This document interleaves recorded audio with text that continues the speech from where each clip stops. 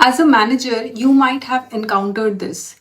You assign a ticket to your dev team, they spend a week building it, and when you finally go to test it, it is completely wrong.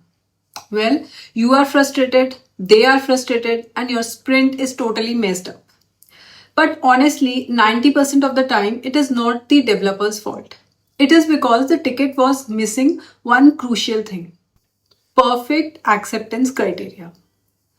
Today, I'm going to show you exactly how to write acceptance criteria that helps the team avoid surprises later. Okay, so let's get into this. So, what is acceptance criteria? Well, don't overthink it. It is literally just a checklist. Your user story tells the developer who we are building this for and why.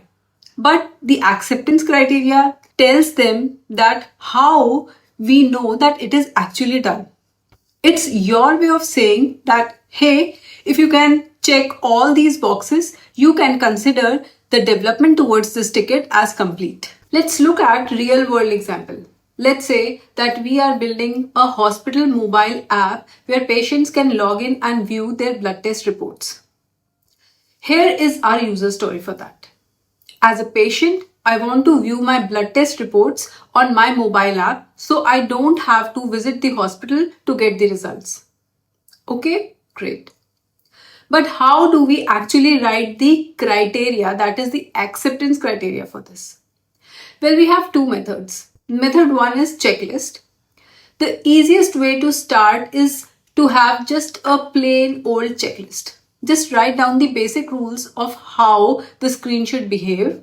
If you use Jira, you just drop this right into the description box. For blood test app, it would look like rule 1, the patient has to be logged in to even see the report screen. Rule 2, show a list of past blood tests with the newest ones at the very top. Rule 3, next to each test, show a download PDF button. Rule 4, if the lab is still processing the test, hide the download button and show the word processing. See how simple that is.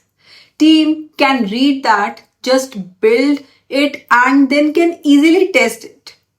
Just go down through the list and your testing is done. The newest test is at the top or not, if you can download the results or not, everything you can make out from the checklist. Perfect.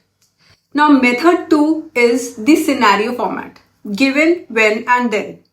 Now if your ticket has a lot of tricky logic, a simple checklist can get messy. So that's when we use the second method. It is called given, when, then format. Given is the starting of the situation, when is the action that the user takes, and then is what we expect to happen. It sounds technical, but it is easier than a checklist.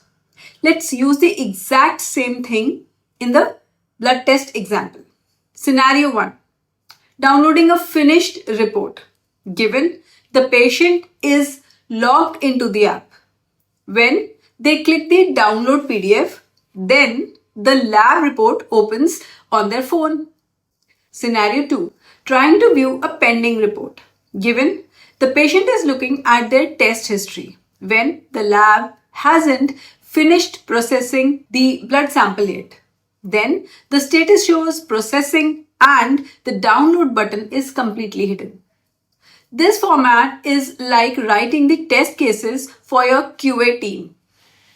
Now, before we wrap up, I want to tell you that my rule for acceptance criteria is tell your team what has to be built and how should the behavior around the functionality should be.